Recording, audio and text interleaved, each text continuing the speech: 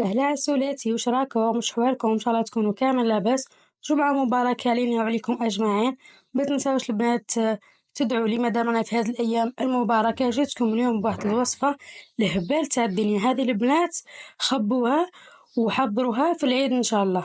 هذه وصفة توالم العيد سيرتو كيما تعرفوا كامل في عيد الكبير حنايا منحبوش نكثروا الحلويات ياسر كيما راكم عارفين كامل ذبيحة. نقولوا بسم الله ونبداو بالوصفة تاعنا. أنا هنا كانت عندي كيلة تاع سمن 250 غرام. بالنسبة للسمن أنا كنت ذوبته ونحيت منه الماء هذاك نتاعو وخليته ليلة كاملة في الكونجيلاتور، وزدت معاه مغرف كبيرة تاع مارغرين. كيما نعرفو حنايا السمن يجيه شيش ياسر في الحلويات. الوغ زدنا هنا مغرف تاع المارغرين باه تخلي لي الغريبية تاعي كيما نقولوا حنايا حاكمة روحها. ومن بعد هنا نضيفو كيلة إلا ربع، كيلة قال ربع سكر كلاصي. هنايا إلا كنتي راح تستغناي على حلوى الترك هنايا تقدري ديري كيلة كاملة سكر كلاصي. بصح هنايا راح نديرو لها حلوى الترك راح تجي حلوة ياسر. ماذا بيك هنايا تنقصي الكمية تاع السكر باش تجيك الطعم تاعها متجانس، وصدقوني والله تجي بنتها بنينة ياسر. واي واحد كان ما يحبش الغريبية والله ما ياكلهاش راح يعتمدها وراح دايما يديرها. ونديرو هنايا رشة تاع ملح ومقرف صغيرة تاع لافاني، ولازم هنا تضربوهم مليح مليح. عندنا اهم مرحلة هنايا، لازم السمن تاعنا مع السكر كلاصي لازم يتجانسوا مليح. هنايا الا كان عندك البيتزا من الاحسن ديريها فيها، وإلا ما عندكش خلطيها بالباتور ولازم تخلطيها مليح. لازم يتجانسوا يولي لك القوام تاعها قوام كريمي.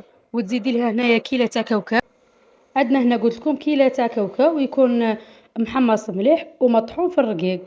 وهنايا نضيفوا له نصف كيلة نتاع حلوى الترك ونروح ونخلطوهم مليح مليح بال انا استعملت البيتخا هنا وانتي واش ما حبيتي تستعملي، المهم انه يجيك الخليط تاعك متجانس.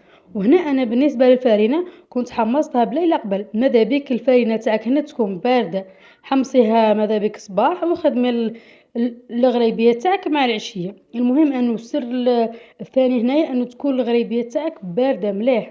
وبعد ما تحمصيها راح دلك واحد الكوتيل كليك رابع اخدميها برك بالمغرفة وحركيها شوفوا هنا وانا نغربل فيها. شوفوا دارت لي هذو الكويرات، لكن هنايا راح تستعيني بالصفاية برك راح تغرب ليها وراح يجيك القوام تاعها ليس. نخلطهم هنايا انا بالنسبة للفارينة كان دات لي تقريبا 3 كيلات. انتي شوفي هنايا عينك ميزانك. وهنايا ماذا بك العجينة تاعك ما تخليهاش ناشفة ياسر وما تخليهاش طرية، خلي القوام تاعها موايا باش تساعدك من بعد في التشكيل تاعك. وبالنسبة للطياب تاعها مش راح تدينا مدة كبيرة خلاص، لأنه عندنا هنايا الفارينة راهي محمصة، الكاوكاو راهو طايب، عندنا هنا برك السمن والسكر لأنه مش راح تدينا مدة كبيرة في الطياب. وماذا بك هنا ما تفوتيلهاش كيما نقولوا الحد المعين تاعها راح تجيك من بعد شوية يابسة. مجرد ما تشوفيها خذات لك لون دوري من تحت طفي عليها وشعلي من الفوق، مديلها تحميرة خفيفة وخرجيها والله تجيب بنتها تهبل. انا عندنا في الدار اكثر واحد يشتي الغريبية هو خويا، ومرفه نديرو الغريبية العادية نتاعنا تاع زمان. وكي درت له هذه والله بل عليها وكامل اللي راقه سقساني عليها. وانا قلت لكم عندي هذه الحاجة الوحيدة اللي نديرها في العيد الكبير، الحاجة الوحيدة اللي تتكل. شوفوا هنايا نجو نشكلوها. انا هذا المول صراحة ما طاوعنيش خلاص وما ساعدنيش. لو كان تلقاوه ما تشروش، راه كاين نوعية وحدة اخرى مليحة راها تجي فيها الوان، تجي فيها اخضر تجي فيها غوز اورانج من تحت. النوعية هذيك الى تشفاو راني خدمت معاكم مرة مقروط بريستيج، خدمت معاكم بواحد المول هذيك النوعية تساعد وتطبع فاسيلمون. هذا شوفوا وانا نخرج فيه ولا يطول ما يخرج لي شوية. هذا المول هذا هو بين بالسعر تاعو هذا جاي رخيص ياسر على على النوعية الأخرى. أنا ما لقيتش، كنت لقيت هذا برك واضطريت عليه. شوفوا هنايا شكل كيفاش خرجنا الله يبارك شباب.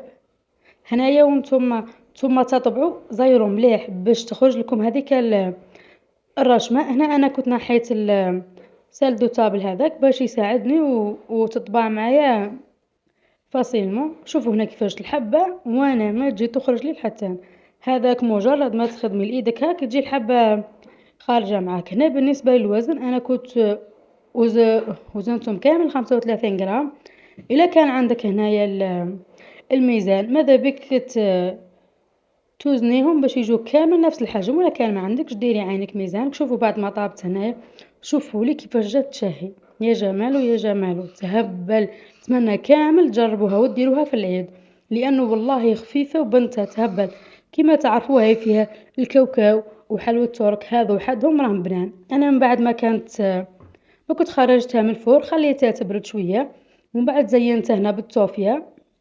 شوفوا هنايا كنت درت لها توفيه وزينتها بشويه كاوكاو، هذا كان يكون دارت له برك ملون باتاغون تاع البيستاج، ودرت له شويه ورد الشوش من الفوق. وشوفوا هنا كيفاش راهي جات هشيشه، واكثر حاجه انه بنتها والله ما تقدرش تقاوميها، تاكلي حبه ومن تلمو من كثرة ما انها خفيفه تزيدي تاكلي وما تحسيش كامل.